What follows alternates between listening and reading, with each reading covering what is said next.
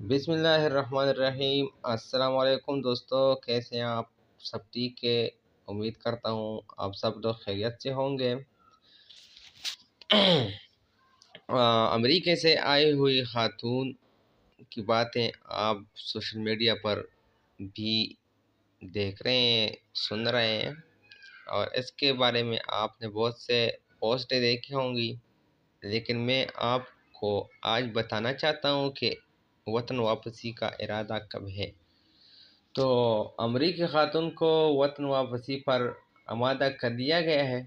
Confirm date بھی میں آپ کو بتانے والا ہوں کہ کون سی ڈیٹ پر وطن واپس جائے گا۔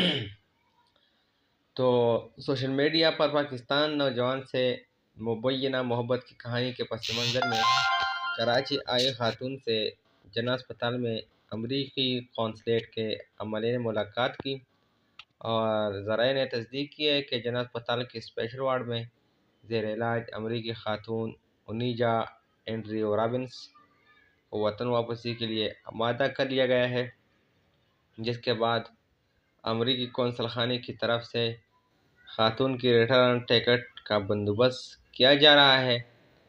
اسپتال میں مریض قونصلیٹ کے عملے کو جناح اسپتال کے میڈیکل بورڈ کے سربراہ پروفیسر چنی لال نے 1 گھنٹے تک مریضہ سے متعلق بریفنگ دی، کیونکہ صحت میں کچھ گڑبڑ آیا تھا، تھوڑا سا صحت خراب ہوا تھا، تو اس کی وجہ سے وہ اسپتال میں ہے اور اس کے بعد وہ وطن واپس جائے گا۔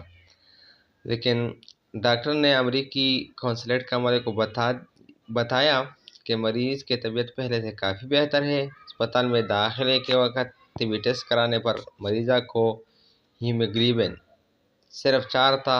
خون کے 3 پیک لگائے گئے تو اب مریضہ کا ہیموگلوبن 9 ہو گیا، جبکہ نفسیاتی مرض بائیپولر ڈس آرڈر کو کنٹرول کرنے کے حوالے سے ان کی حرکات اور سکنات کو مسلسل مانیٹر کیا جا رہا ہے، اور ادویات بھی دی جا رہی ہے۔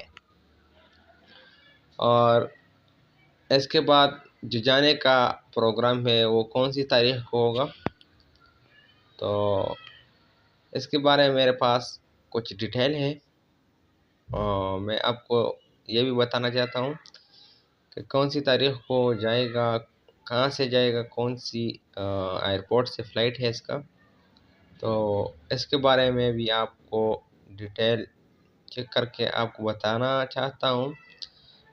جناح اسپتال کے ترجمان جہانگیر درانی نے بتایا کہ امریکی قونصلیٹ کے عملے کو مریضہ کو اب تک دی جانے والی ادویات اور ٹیسٹوں کے حوالے سے تفصیلی بریفنگ دی گئی ہے۔ مریضہ کے دیگر طبی مسائل میں بھی کسی حد تک بہتری آئی ہے، جناح اسپتال کے ترجمان جہانگیر درانی نے بتا دیا، صحیح ہے۔ اور اس کے بعد ترجمان کے مطابق امریکی خاتون کو میڈیکل بورڈز کی فٹنس کے بعد 11 فروری سے پہلے اسپتال سے ڈسچارج کر دیا جائے گا۔ تو جب 11 فروری کو اسپتال سے ڈسچارج ہو جائے گا تو اس کے بعد وہ وطن واپس بھیجا جائے گا۔